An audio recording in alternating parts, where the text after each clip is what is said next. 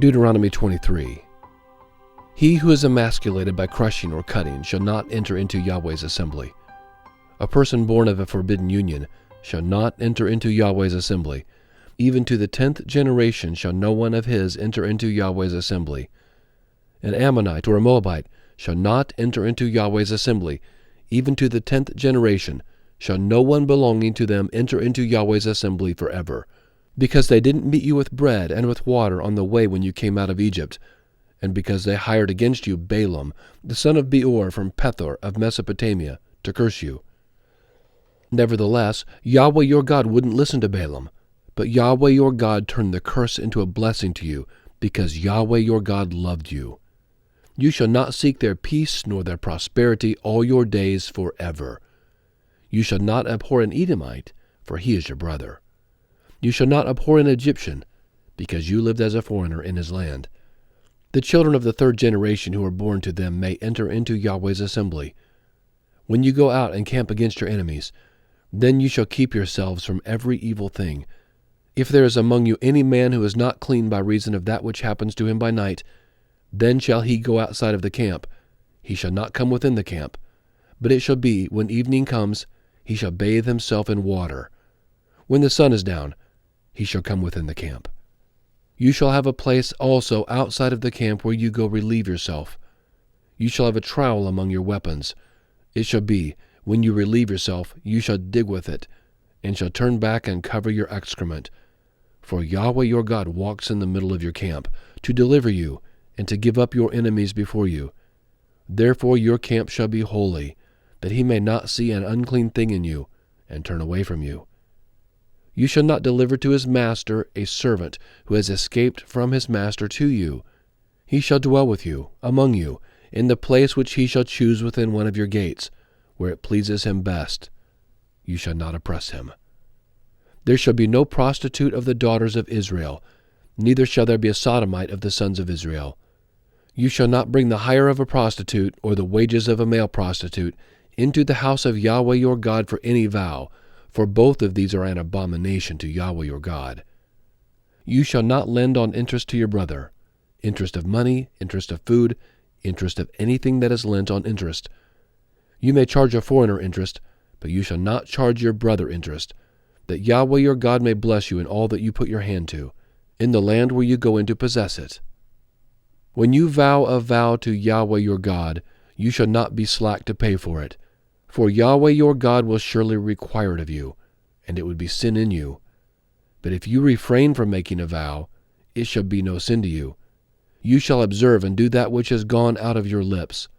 Whatever you have vowed to Yahweh your God as a free will offering, which you have promised with your mouth, you must do. When you come into your neighbor's vineyard, then you may eat your fill of grapes at your own pleasure, but you shall not put any in your container. When you come into your neighbor's standing grain, then you may pluck the ears with your hand, but you shall not use a sickle on your neighbor's standing grain. Deuteronomy 24.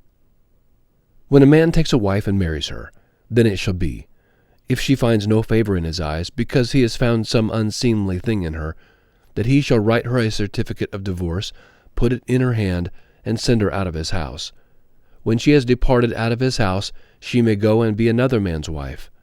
If the latter husband hates her, and writes her a certificate of divorce, puts it in her hand, and sends her out of his house, or if the latter husband dies, who took her to be his wife, her former husband, who sent her away, may not take her again to be his wife after she is defiled, for that would be an abomination to Yahweh. You shall not cause the land to sin, which Yahweh your God gives you for an inheritance. When a man takes a new wife, he shall not go out into the army, neither shall he be assigned to any business. He shall be free at home 1 year, and shall cheer his wife whom he has taken. No man shall take the mill or the upper millstone as a pledge, for he takes a life in pledge. If a man is found stealing any of his brothers of the children of Israel, and he deals with him as a slave, or sells him, then that thief shall die. So you shall remove the evil from among you. Be careful in the plague of leprosy, that you observe diligently and do according to all that the Levitical priests teach you. As I commanded them, so you shall observe to do. Remember what Yahweh your God did to Miriam, by the way as you came out of Egypt. When you lend your neighbor any kind of loan, you shall not go into his house to get his pledge. You shall stand outside, and the man to whom you lend shall bring the pledge outside to you. If he is a poor man, you shall not sleep with his pledge. You shall surely restore to him the pledge when the sun goes down, that he may sleep in his garment and bless you. It shall be righteousness to you before Yahweh your God. You shall not oppress a hired servant who is poor and needy, whether he is one of your brothers or one of the foreigners who are in your land within your gates. In his day you shall give him his wages. Neither shall the sun go down on it, for he is poor and sets his heart on it, lest he cry out against you to Yahweh, and it be sin to you. The fathers shall not be put to death for the children, neither shall the children be put to death for the fathers. Every man shall be put to death for his own sin.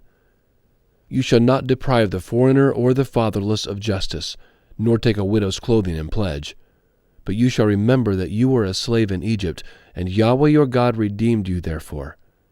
Therefore I command you to do this thing.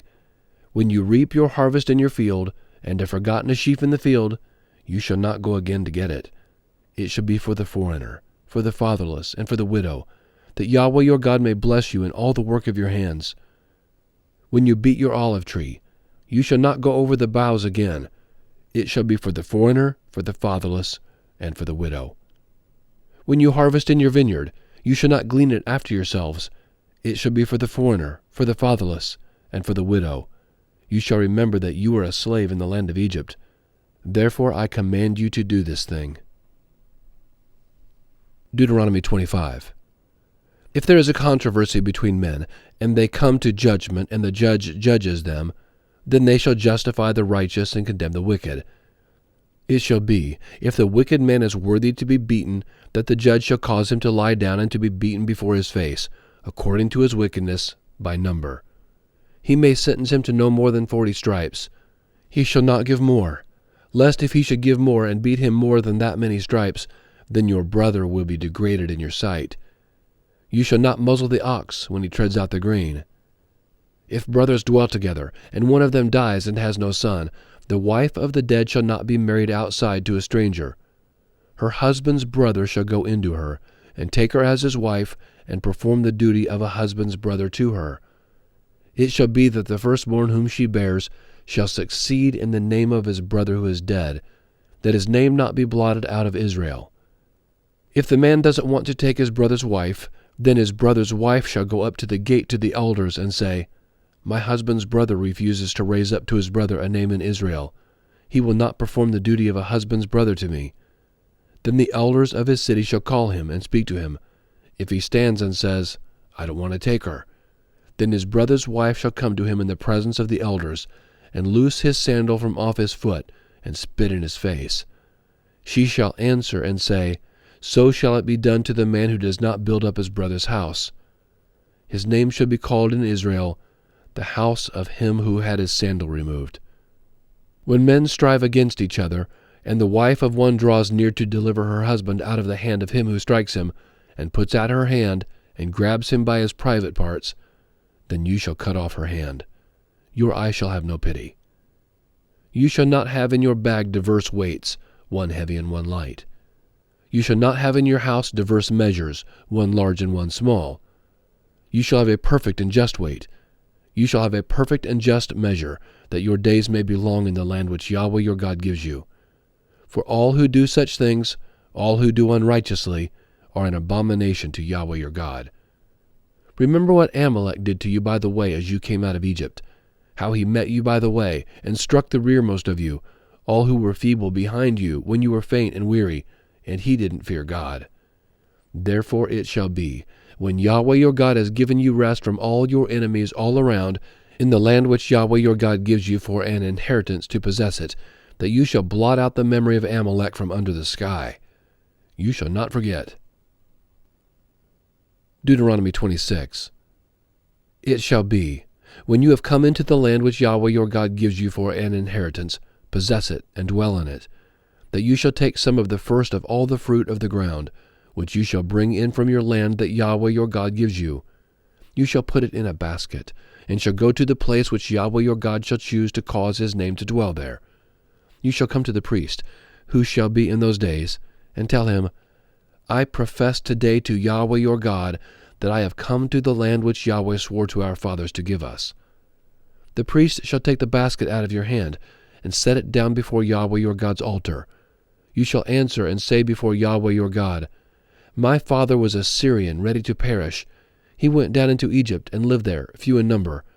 There he became a great, mighty, and populous nation. The Egyptians mistreated us, afflicted us, and imposed hard labor on us. Then we cried to Yahweh, the God of our fathers. Yahweh heard our voice, and saw our affliction, our toil, and our oppression. Yahweh brought us out of Egypt with a mighty hand, with an outstretched arm, with great terror, with signs, and with wonders. And he has brought us into this place, and has given us this land, a land flowing with milk and honey. Now behold, I have brought the first of the fruit of the ground, which you, Yahweh, have given me. You shall set it down before Yahweh your God, and worship before Yahweh your God. You shall rejoice in all the good which Yahweh your God has given to you, and to your house, you, and the Levite, and the foreigner who is among you. When you have finished tithing all the tithe of your increase in the 3rd year, which is the year of tithing, then you shall give it to the Levite, to the foreigner, to the fatherless, and to the widow, that they may eat within your gates and be filled. You shall say before Yahweh your God, I have put away the holy things out of my house, and also have given them to the Levite, to the foreigner, to the fatherless, and to the widow, according to all your commandment which you have commanded me. I have not transgressed any of your commandments, neither have I forgotten them. I have not eaten of it in my mourning, neither have I removed any of it while I was unclean, nor given of it for the dead. I have listened to Yahweh my God's voice. I have done according to all that you have commanded me.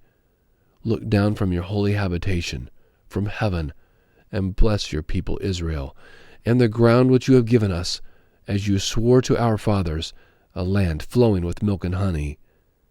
Today Yahweh your God commands you to do these statutes and ordinances. You shall therefore keep and do them with all your heart and with all your soul. You have declared today that Yahweh is your God, and that you would walk in his ways, keep his statutes, his commandments, and his ordinances, and listen to his voice. Yahweh has declared today that you are a people for his own possession, as he has promised you, and that you should keep all his commandments. He will make you high above all nations that he has made, in praise, in name, and in honor, and that you may be a holy people to Yahweh your God, as he has spoken.